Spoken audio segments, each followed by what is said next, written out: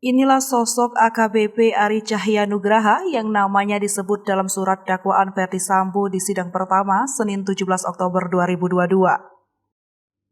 Dalam surat dakwaan tersebut juga disebutkan jaksa sosok AKBP Ari Cahyanugraha dan tim CCTV kasus KM50.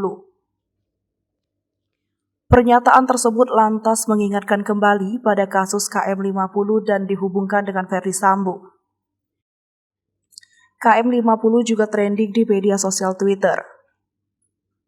Pada Senin 17 Oktober 2022 malam, sudah ada lebih dari 11.000 cuitan tentang KM50. Lantas, siapakah sosok AKBP Ari Cahyanugraha? Tak banyak informasi terkait identitas AKBP Ari Cahyanugraha. Namun namanya mencuat setelah masuk dalam saksi atau anggota Polri yang mengambil DVR CCTV dalam kasus pembunuhan Brigadir J. Dikutip dari Kompas.com, nama AKBP Ari Cahyanugraha juga termasuk personel yang ditempatkan di tempat khusus karena diduga melanggar kode etik dalam penanganan kasus pembunuhan Brigadir J. Namun AKBP Ari Cahyanugraha tercatat telah selesai menjalani masa kurungan per 9 September 2022 lalu.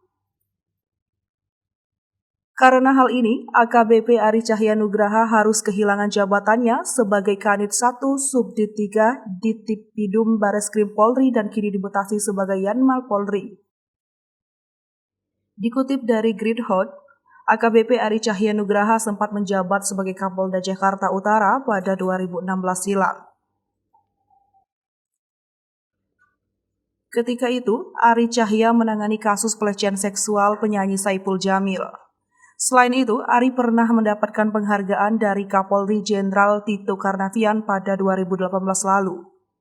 Saat menjabat sebagai Kanit 2 Subdit 4 di Reskrim Polda Metro Jaya, Ari juga mendapatkan penghargaan. Pasalnya, ia telah mengungkapkan kasus sabu sebanyak 1,8 ton di perairan Anambas, Kepri, dan 240 kg sabu di Dadap, Tangerang. Saat itu, pangkat Ari masih kompol. AKBP Ari Cahya juga pernah bertugas di wilayah hukum Kalimantan Timur. Hai pemirsa Sri Popo TV, jangan lupa komen, like, dan subscribe, serta tonton terus berita-berita terupdate lainnya ya.